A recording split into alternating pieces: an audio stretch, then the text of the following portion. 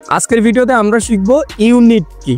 আপনারা এটা নিয়ে অনেকের মধ্যে অনেক ধরনের কনফিউশন থাকে যে আসলে এইখানে আমাদের যেমন এখানে বলা আছে যে আপনি যদি একটা স্ট্যান্ডার্ড লট মানে ওয়ান লটে ট্রেড করতে যান আপনার 1,00,000 ইউনিট থাকতে হবে, ঠিক আছে। অথবা আপনি যদি একটা মিনি লটে ট্রেড করতে যান 0.10 লটে, সেক্ষেত্রেও আপনাকে কি 10,000 ইউনিট থাকতে হবে। আর ন্যানো লটে 1,000, মাইক্রো বা মিক্রোতে হচ্ছে 100 আর হচ্ছে 1,000 ইউনিট থাকতে হবে। এখন এই যে ইউনিট থাকতে হবে এই জিনিসটা আসলে কিভাবে কি হয় এটা অনেকেই কনফিউশনে থাকেন। একটা জিনিস বোঝার চেষ্টা করেন, আপনি যদি ওয়ান লটে একটা ট্রেড প্লেস করতে চান আপনারা তো এটা জানেন যে পার পিপ চেঞ্জে আপনার প্রফিট এন্ড লস হবে কত, $10। এটা তো এই আর অন্য একটা ভিডিওতে আমি আলোচনা করছি, আশা করি ভিডিওটা দেখেছেন আপনারা। যদি না দেখে থাকেন আমার এইখানে অনেকগুলো সিরিয়াল এই ধরনের বিভিন্ন শর্ট টপিক নিয়ে ভিডিও দেওয়া আছে, সবগুলো দেখে নেন, অনেক কাজে লাগবে। এবার আসি ইউনিট। আপনি যদি ওয়ান লটে একটা ট্রেড করতে যান একটু বোঝার চেষ্টা করবেন, ম্যাথমেটিক্যাল টার্মস আছে কিছু। আপনি যদি ওয়ান লটে ট্রেড করতে যান আপনার অ্যাকাউন্টে 1,00,000 ইউনিট থাকতে হবে। ইউনিট বলতে কি বোঝায় জানেন? খুব সহজে যদি বলি, আপনি যদি ইউএসডি ইউরো এই একটা মার্কেটে যদি ট্রেড করেন, আমরা তো জানি যে শুরুর কারেন্সিটাকে কি বলে, বেস কারেন্সি, তাই না? এই বেস কারেন্সি 1,00,000 ইউনিট থাকতে হবে। সহজ কথায় বলতে গেলে $1,00,000 থাকতে হবে যদি আপনি ওয়ান লটে একটা ট্রেড করতে যান। এখন ঘাবড়ায় যান না যে আপনার কাছে $1,00,000 না থাকলে আপনি ওয়ান লটে ট্রেড করতে পারবেন না। আমি আসতেছি, করতে পারবেন, বাট কিভাবে সেটাতে আসতেছি। এবার ধরেন আপনি একটা মিনি লটে ট্রেড করছেন, 0.10 লটে ট্রেড করছেন, ঠিক আছে। এখন কি বলছে, আপনার কাছে 10,000 ইউনিট থাকতে হবে। ইউনিট বলতে কি বোঝাচ্ছি, সহজ ভাষায় আপনি যে মার্কেটটাতে ট্রেড করতেছেন সেই মার্কেটের বেস কারেন্সি যেটা আছে সেইটার পরিমাণ। যদি সেটা আপনার ইউএসডি হয় তাহলে অতগুলো ইউএসডি থাকতে হবে। আপনার যদি এই মার্কেটে ট্রেড করেন যেমন জেপিওয়াই ইউএসডি সাপোজ, তাহলে আপনার বেস কারেন্সি কোনটা, জেপিওয়াই। তাহলে আপনি যদি একটা মিনি লটে ট্রেড করতে যান আপনাকে আপনার অ্যাকাউন্টে 10,000 জেপিওয়াই থাকতে হবে, বুঝছেন? 10,000 জেপিওয়াই থাকতে হবে। এখন আমরা এই বাকিগুলোও একই রকম, এটা নিয়ে আর না বলি। নিচের দুটা আপনি একটু লক্ষ্য করেন, যেমন আমাদের স্ট্যান্ডার্ড লটে অন লটে একটা ট্রেড করতে গেলে আমাদের কি করতে হবে, 1,00,000 ইউনিট থাকতে হবে। আর ইউনিট মানেই হচ্ছে আমাদের বেস কারেন্সির,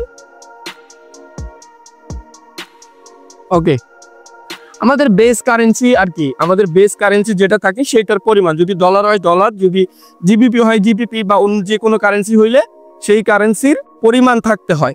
এখন কথা হচ্ছে আপনার কাছে $1,00,000 না থাকলেও আপনি এক ইউনিটে এক লটে ট্রেড করতে পারবেন। কিভাবে? লেভারেজের মাধ্যমে, লেভারেজ।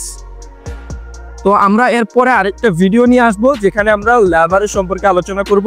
আশা করি এরপরই সেই ভিডিওটা আপনারা পাবেন এন্ড ওখানে দেখে নেবেন যে লেভারেজের মাধ্যমে কিভাবে আপনারা $1,00,000 ব্যালেন্সে না থাকলেও আপনি ওয়ান লটে একটা ট্রেড প্লেস করতে পারবেন। ঠিক বল, লেভারেজ কি এবং লেভারেজ কিভাবে কাজ করে। ওকে, আসেন।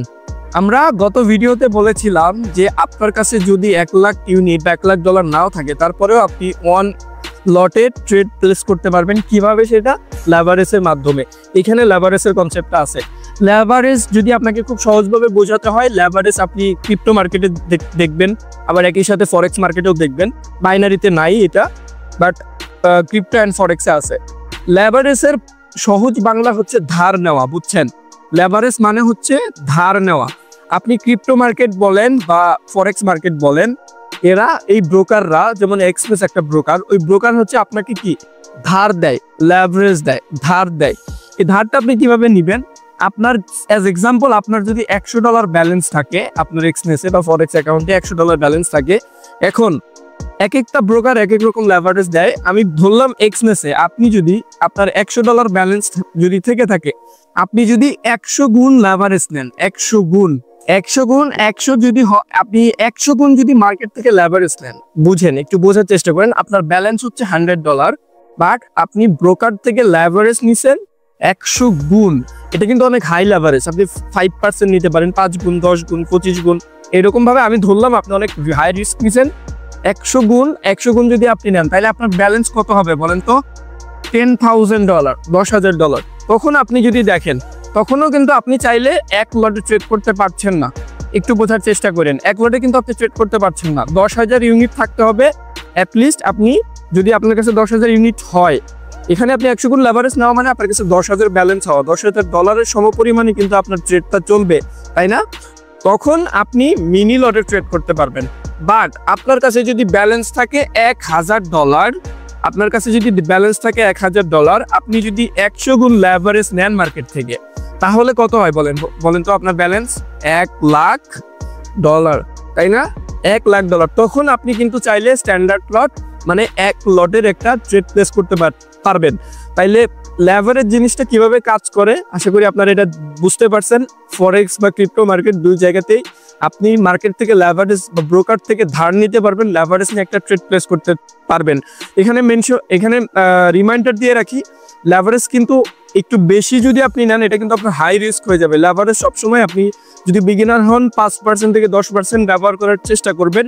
বেশি লেভারেজ নিলেই যে আপনার অনেক টাকা ইনকাম করতে পারবেন জিনিসটা এরকম না, অনেক প্রফিট হবে এরকম না। বাট এখানে আপনার রিস্ক রিওয়ার্ড রেশিও দেখতে হবে। আপনি লেভারেজ যত বেশি নেবেন তখন তত তাড়াতাড়ি আপনার প্রফিট যেমন হবে, একই সাথে যদি মার্কেট আপনার ফেভারে না আসে, উল্টা দিকে যায়, সেক্ষেত্রে কিন্তু আপনার তত তাড়াতাড়ি আবার লসও হবে। তো আশা করি লেভারেজের বিষয়টা ক্লিয়ার করতে পারছি। আপনারা এই ধরনের আরো বিভিন্ন প্রিমিয়াম নলেজ ফরেক্স সম্পর্কে যদি পেতে চান আমাদের টেলিগ্রামের পাবলিক চ্যানেলে জয়েন হতে পারেন, লিঙ্ক টিকটকের বায়োতে পেয়ে যাবেন। অনেক অনেক ভালো থাকবেন, ধন্যবাদ।